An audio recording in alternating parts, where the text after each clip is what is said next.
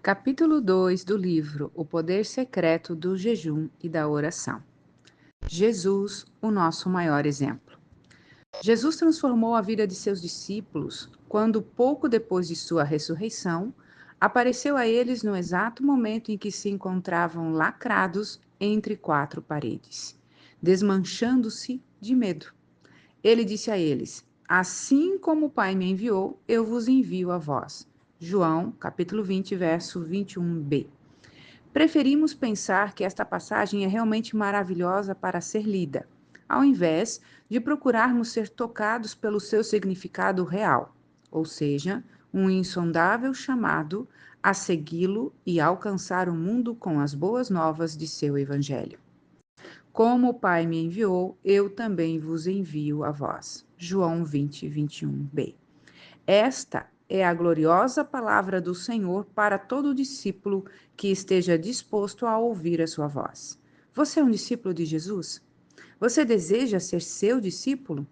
Então, repita agora comigo onde você estiver. Como o Pai enviou Jesus, ele também está me enviando. O Senhor Jesus é o nosso maior exemplo de vida, fé e ministério. De acordo com sua palavra, você e eu somos comissionados e ungidos para seguir os seus passos como enviados ao mundo. Às vezes, fico um pouco irritado com pessoas que não têm a completa visão do amor de Deus aos perdidos. É impossível, ao lermos as Escrituras, não captarmos a vastidão de seu amor ao homem caído. Quando falamos em alcançar as nações e salvar centenas de milhares de vidas em nome de Jesus, elas geralmente dizem: Isto é um absurdo, você não está sendo prático ou sensato. Estou convencido de que estas palavras teriam soado ainda mais absurdas e não muito práticas se Jesus as tivesse proferido àqueles medrosos discípulos escondidos naquele lugar. Talvez estas poderiam ter sido as suas palavras àqueles homens. Vocês vão transformar o mundo e refazer sua história. Isto mesmo, até mesmo a história do Império Romano e das nações gentias, acerca das quais vocês nem ouviram falar. Com certeza, se o Senhor tivesse lhes feito este comunicado, isto soaria muito longe da realidade deles. Mas, na verdade, foi exatamente isso que aconteceu após o estabelecimento da igreja. O fato é que o Senhor os enviara e nos envia da mesma forma que o Pai o enviou. Algum tempo após aquele importantíssimo encontro entre o ressurreto Senhor e seus frágeis discípulos, um exército ungido se levantou e seguiu adiante, cheio do Espírito Santo. Este grandioso exército se movia implacavelmente de cidade em cidade, de nação em nação. Eles proclamavam o evangelho do reino que mudava o destino da humanidade e transformava vidas onde quer que fossem. Aquele exército está se levantando novamente em nossas vidas. Jesus foi enviado para realizar uma obra. Ele, como nosso mestre, nos concedeu a uma visão, autoridade e responsabilidade. No momento em que recebemos as boas novas de Jesus em nossas vidas, fomos instantaneamente feitos novas criaturas e transformadores sobrenaturais da história. Podemos, sem sombra de dúvida, mudar o destino de nossa igreja, nossa cidade, nosso país e até mesmo outras nações ao nosso redor, através de nossa obediência à visão celestial, a nós reveladas pelo Senhor Jesus. Para isto, vamos precisar do poder de Deus. O segredo deste poder para a realização de sua obra encontramos em sua própria palavra. Em verdade vos digo que aquele que crê em mim também fará as obras que eu faço, e as fará maiores do que estas, porque eu vou para o Pai, e farei tudo o que pedirdes em meu nome, para que o Pai seja glorificado no Filho. João 14, versos 12 e 13. De uma coisa podemos estar certos: o Senhor não limitou esta declaração somente para aqueles que creram nele no primeiro século, para seus apóstolos ou aos judeus ortodoxos.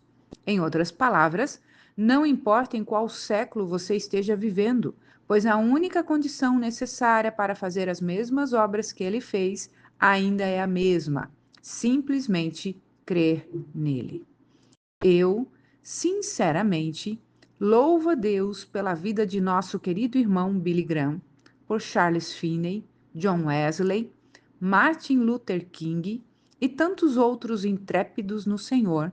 Todavia, eles não são o padrão, o qual devemos almejar. Esta honra está reservada somente para o nosso Senhor e Salvador Jesus Cristo. Tenho certeza de que estes homens concordariam comigo. O meu maior desejo nestas páginas é fazê-lo ver com a maior clareza possível o exemplo que temos para ser imitado em Cristo Jesus, tanto em vida quanto em chamado e ministério. O culto do mundo. Embora Jesus Cristo tivesse investido 3 longos anos de sua vida treinando, revelando-se, instruindo e dando aos discípulos, aqueles homens que o haviam acompanhado tão de perto, ficaram desalentados quando ele foi crucificado. Eles enterraram o seu líder e, com ele, os seus sonhos. A esperança deles parece ter sido selada na tumba com o corpo de Jesus.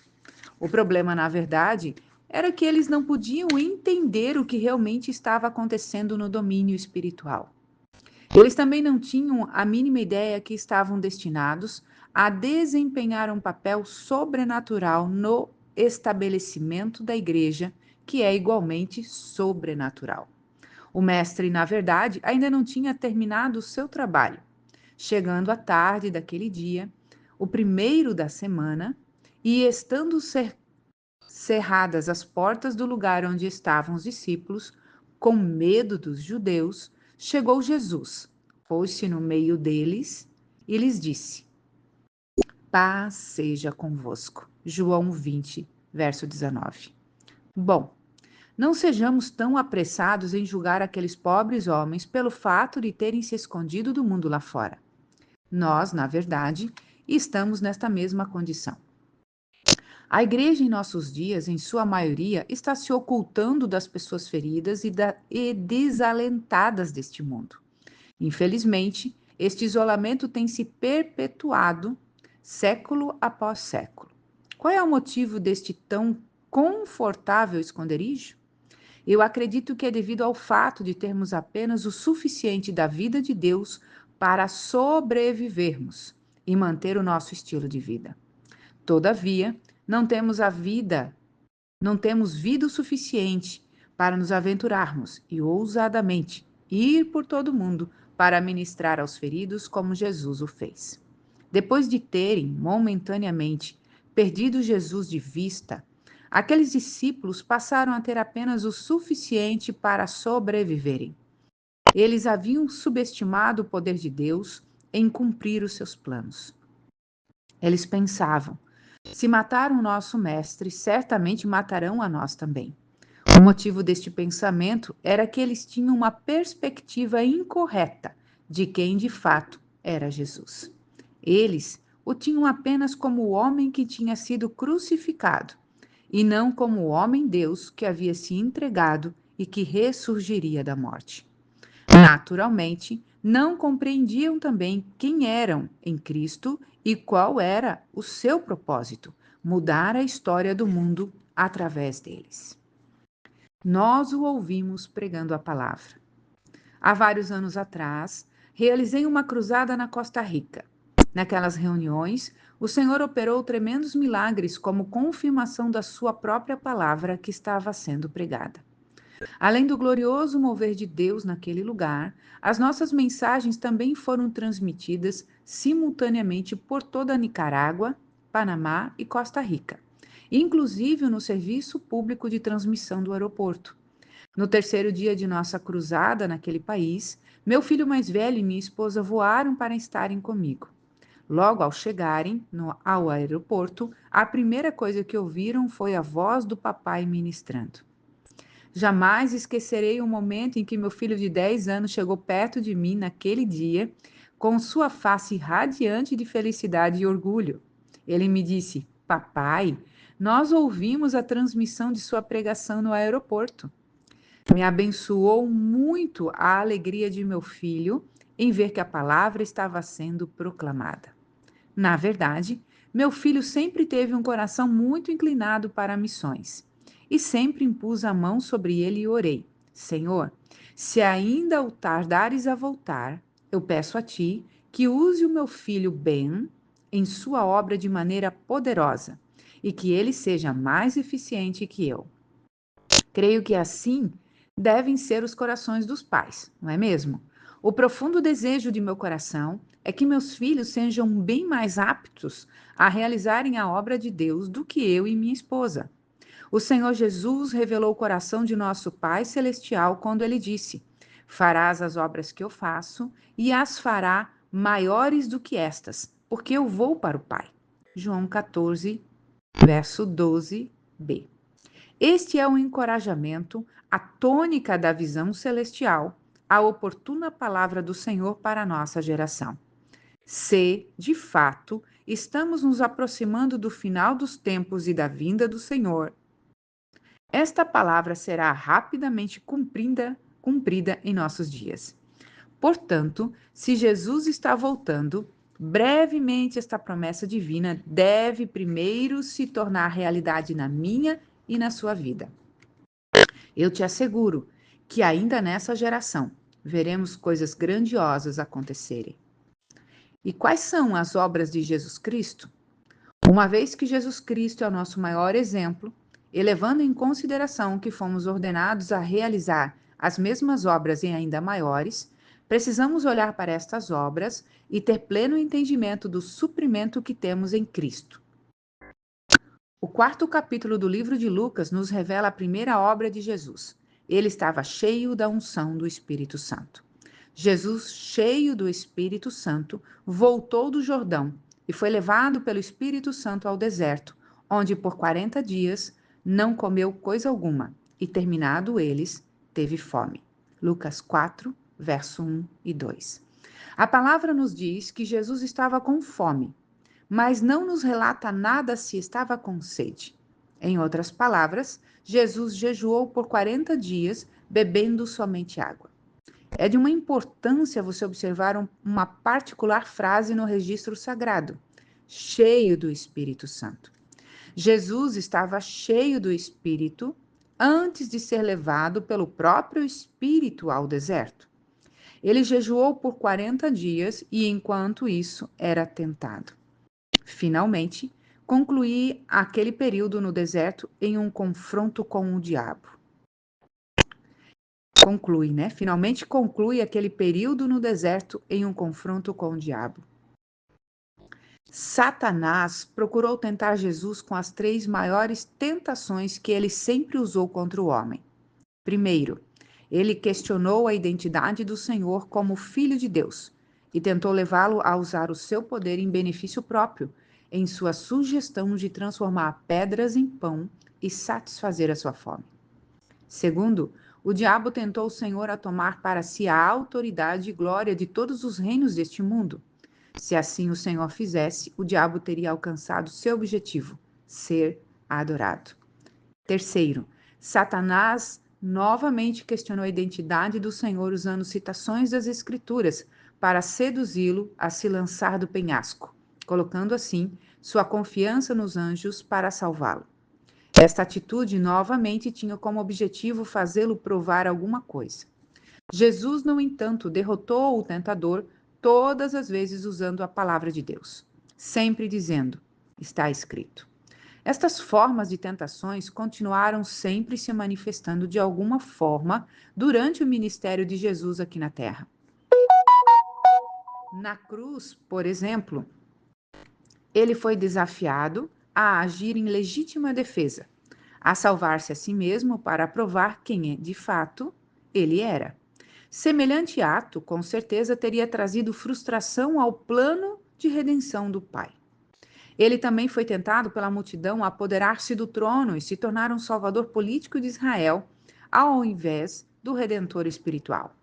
Finalmente, o desafio escarnecedor de fazer Jesus chamar os anjos enquanto ele estava na cruz foi também uma repetição da terceira tentação, que levaria Jesus a desistir de sua vida e a confiar nos anjos para salvarem-na. Jesus voluntariamente entregou a sua vida para o resgate de muitos. Ele recusou ser salvo da morte. Pelo contrário, ele decidiu enfrentá-la e destruí-la para sempre. O segredo do poder. Como poderia Jesus fazer tantas coisas e executar tão espantosos milagres que vemos através dos 4 evangelhos? O segredo de seu poder é encontrado em Lucas 4,14, que diz assim: Então, pelo poder do Espírito, voltou Jesus para a Galiléia. Observe cuidadosamente as diferenças entre os versos 1 e 14 deste mesmo capítulo de Lucas. Antes da tentação no deserto, a Bíblia diz que Jesus foi cheio do Espírito Santo. Entretanto, veja o verso 14, no final da tentação no deserto por 40 dias, no término dos 40 dias de jejum, Jesus havia derrotado o inimigo totalmente e saído daquela experiência no poder do Espírito. Se nós determos nesses versículos, nos determos nesses versículos, perceberemos que existe uma clara diferença entre estar cheio do Espírito e operar no poder do Espírito. Alguma coisa havia transformado Jesus de um homem cheio do Espírito para um homem que andava no poder do Espírito. Oh, irmãos, como precisamos também fazer do segredo do poder de Jesus o nosso segredo. Ele é, afinal de contas, o nosso mestre e nosso maior exemplo de vida. Este foi o segredo que o Senhor revelou em minha experiência de deserto, quando trabalhei com Steve e as demais crianças em Lubbock, Texas. O deserto, este é o lugar onde Deus quer que todos nós, seus filhos, se movam. Muitos de nós funcionam no nível de estar cheios do Espírito e firmemente acreditam que o que está cheio do Espírito Santo é simplesmente maravilhoso. Porém, este é apenas o primeiro estágio de nosso progresso depois de nossa salvação. Precisamos perseverar em alcançar o nosso progresso espiritual. Mudemos de estar cheio para o mover no poder do Espírito. Jesus Cristo nos mostrou o caminho e, pessoalmente, foi modelo para nós. Ele nos demonstrou que o estar cheio do Espírito em si não nos faz aptos para estarmos funcionando na plenitude de seu chamado em nossas vidas. Precisamos estar dispostos a nos submetermos à disciplina do Espírito. E a partir daí, o Senhor tratará conosco em pontos cruciais de nosso ser, como a vida de oração, jejum, e a habilidade no manejar da palavra de Deus. Uma vez sendo tratados nestas áreas, estaremos plenamente funcionando no poder do Espírito Santo. A palavra de Deus tem ocupado um lugar de destaque por séculos e temos aprendido muitas coisas em todos estes anos. Em nossos dias, estamos crescendo muito e dando passos mais definitivos em obediência à disciplina da oração. Todavia, o jejum é raramente praticado e continua sendo um mistério para a igreja moderna. Não obstante, nele temos a principal chave para avançarmos além do ponto de estarmos cheios do Espírito, para o mover pleno da plenitude de sua vida em nós. Jesus completou o processo do estar cheio do Espírito e mover-se no poder do Espírito em 40 dias. Mas, provavelmente eu e você levaríamos bem mais tempo. Os discípulos estiveram com Jesus por 3 longos anos e, durante este tempo, foram disciplinados sob a unção de Jesus Cristo. Vemos, portanto, que somente depois do deserto, da pós-crucificação e o tempo de jejum e oração no cenáculo, quando todos foram cheios do Espírito Santo, eles receberam o dunamis, ou melhor dizendo, o poder do Espírito Santo os capacitou a proclamar o Evangelho com autoridade, mesmo em face a toda oposição.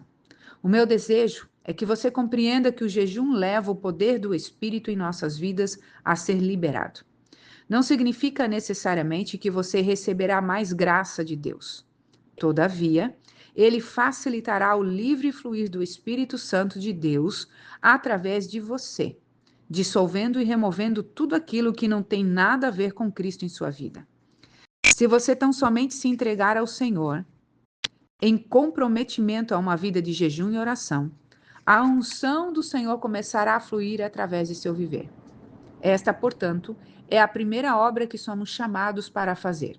O início ou o primeiro trabalho de Jesus, antes de iniciar seu ministério no poder do Espírito, foi jejuar e empreender uma luta espiritual na oração e na palavra. Eu, particularmente, não acredito em acidentes no reino de Deus. Não é por acidente que você está lendo estas palavras. Creio que você foi guiado a fazê-lo movido pelo Espírito, porque, na verdade, você é um dos escolhidos pelo Senhor para servi-lo em seu exército neste tempo do fim. Você foi chamado e ungido para realizar as obras que Cristo realizou e ainda maiores. Deixe-me rapidamente dizê-lo que você não precisa estar dramaticamente empreendendo longos períodos de jejum para receber os benefícios do jejum e da guerra espiritual. Nem todo mundo é chamado a fazer o que Deus demanda de certos líderes ordenados para trazer a revelação de grandes verdades da parte de Deus. Eu tenho observado que no decorrer dos anos, Deus sempre tem levantado certos homens e mulheres para receberem e viverem de maneira prática algumas verdades em profundidade e assim serem capazes de ensinar a outros com autoridade comprovada. Foi isto que aconteceu comigo. O Senhor levantou-me para ensinar com autoridade sobre a verdade gloriosa do jejum e da oração. Todavia, isto somente foi possível após tais verdades se tornarem cristalizadas em minha vida, no decorrer de 2 décadas. O mesmo podemos dizer de Mike Bickles, um pastor em Kansas City que orava e intercedia numa média de 6 a 10 horas por dia, por uma década ou mais. Hoje ele ensina acerca da oração com muita autoridade e humildade, pois não fala de uma teoria, mas de uma verdade baseada em uma sólida experiência de aplicação de princípios de oração encontrados na palavra.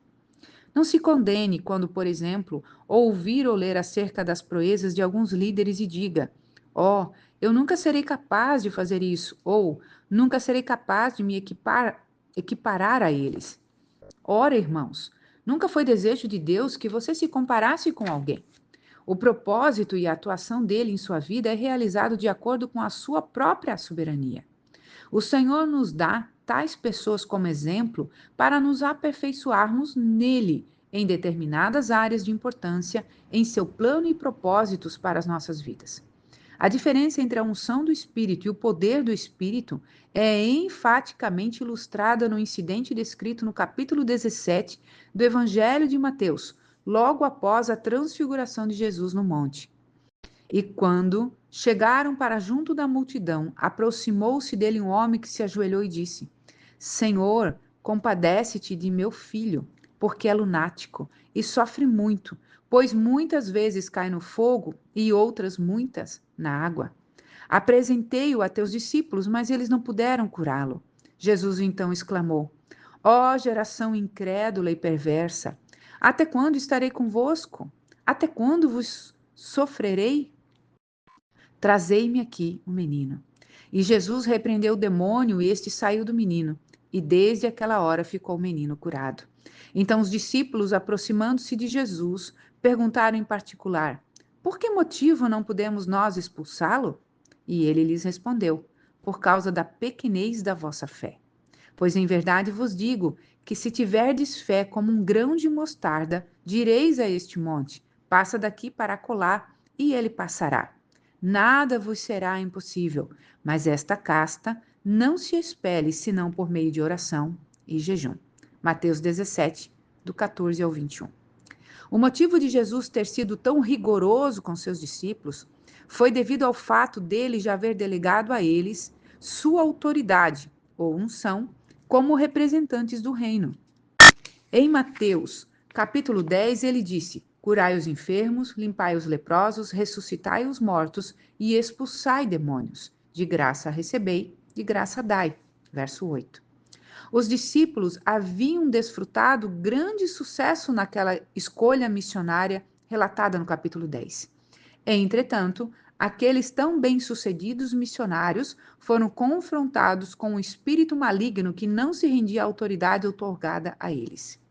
Apesar de todo o entusiasmo da experiência anterior, ao orarem por aquele menino, foram categoricamente derrotados, pois não tinham poder suficiente para expelir a casta de demônios que controlava o garoto.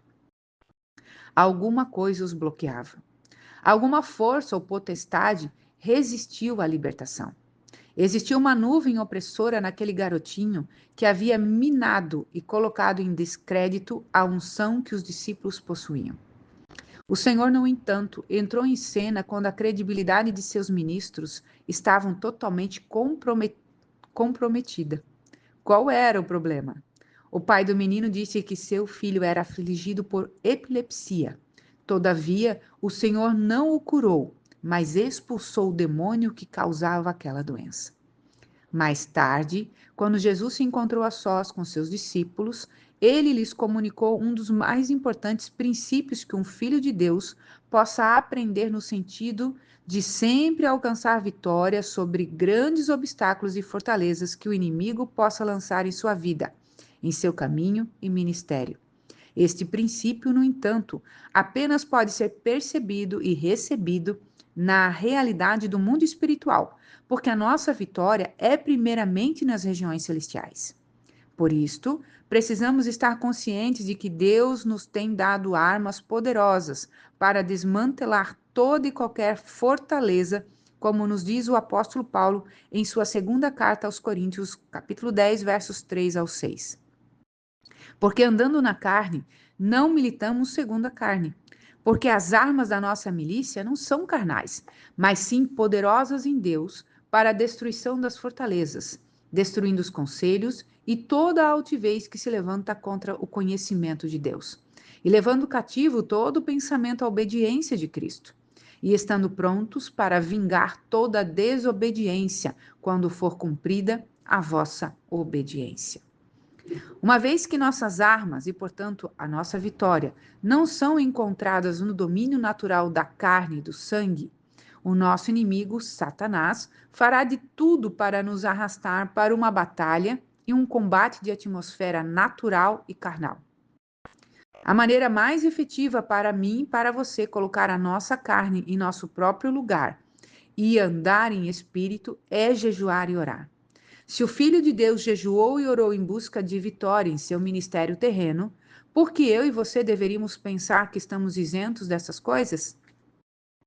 Jesus espera que você jejue e ore.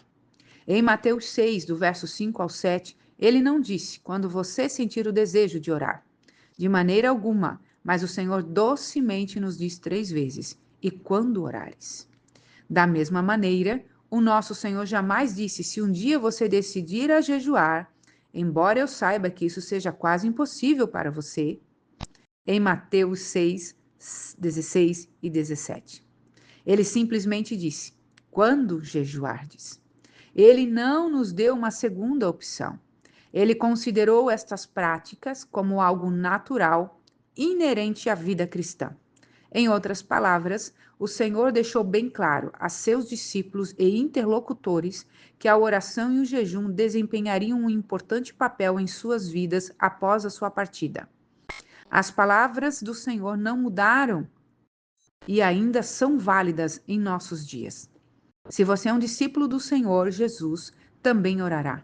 Se você é um discípulo, então você jejuará. O desejo do Senhor é liberar sobre nós vidas, porção dobrada de sua unção, de tal maneira que sejamos capazes de trazer sempre que for preciso uma palavra de autoridade para cura, libertação e restauração. Se tivermos esta porção da unção do Senhor em nosso viver diário, seremos capazes de liberar uma palavra com a mesma autoridade daquela que os discípulos testemunharam na libertação daquele menino epilético. Amados, estamos presenciando o mundo sendo devastado ao nosso redor. Portanto, já é tempo de realizarmos as obras de Jesus para transformá-lo. No livro de Joel, a palavra veio ao profeta intimando os anciãos, os filhinhos, os que mamam e até mesmo o noivo e a noiva que esperam pela cerimônia do casamento, a se consagrarem como nação diante do Senhor. Joel 2,15. A oração para a restauração era urgente. Deus respondeu à oração daquele povo com uma grande promessa concernente aos últimos dias, que somente começou a se cumprir no dia de Pentecoste, no livro de Atos, e está sendo manifesta como nunca antes em nossos dias. E há de ser que depois derramarei do meu espírito sobre toda a carne, e vossos filhos e vossas filhas profetizarão, os vossos velhos terão sonhos, os vossos mancebos terão visões, e também sobre os servos e sobre as servas naqueles dias derramarei o meu espírito. Joel 2, 28 e 29. A única pré-condição para que o Espírito seja derramado é que sejamos um povo disposto a ter a visão do Senhor e a pagar o preço através da oração e jejum. Se você tem sido impressionado pelo Espírito Santo ao ler palavras deste capítulo, certamente Deus o está preparando para a guerra. Ele o escolheu para realizar as mesmas obras de Jesus em sua geração. E, naturalmente, isso pode ser feito sob o poder do Espírito Santo. Se você deseja em seu coração tomar a armadura sobrenatural da oração e do jejum como parte integrante do seu arsenal, então diga isso ao Senhor. Assim seja, Senhor, eu quero fazer parte de seu propósito. Amém? Se você está disposto a pagar o preço de uma vida regular de oração e jejum, você será capaz, na força do Senhor, de jogar por terra fortalezas, trazer vitória em sua vida em todos os aspectos e trazer libertação e liberdade aos cativos de sua geração. Sendo assim, diga ao Senhor: eis-me aqui, Senhor, porque onde tu quiseres me enviar, irei. Talvez o Senhor o conduzirá a estar jejuando uma vez por mês, um dia por semana, ou simplesmente um dia a cada 2 meses. Seja qual for a ordenança de Deus para a sua vida, comprometa-se a fazer isto e creia que Ele mesmo lhe dará graça para obedecê-lo. Se você pastoreia uma congregação, o Senhor poderá estabelecer com toda a igreja um tempo específico para jejum e oração. Querido leitor, é de suma importância que você hoje se prostre diante dele, esperando a sua provisão para o amanhã. A sua resposta obediente ao Senhor é a mais temida e mais perigosa catástrofe que pode acontecer no império das trevas. O inimigo sabe que você, com sua atitude, transformará o perfil e o destino de sua cidade e até mesmo de sua nação. O Senhor tem colocado em meu espírito o encargo de oração acerca de sua obra, a ser realizada entre os membros de seu exército do fim. Senhor Deus, eu posso ver os seus anjos equipando este exército com poderosas armas de guerra. Eu vejo também tropas de homens e mulheres posicionadas em diferentes lugares no mundo. Senhor, libere a sua unção agora. Libere a porção dobrada de seu espírito e toca-nos no mais profundo de nosso ser. Permita que seus filhos e filhas recebam unção e graça para orarem e jejuarem, e que a unção que o Senhor me tem dado seja comunicada a todos aqueles que estão lendo estas palavras e fazem comigo esta oração agora. Oremos. Senhor, eu posso ver o seu exército marchando. Estamos marchando para tomar as cidades para Jesus.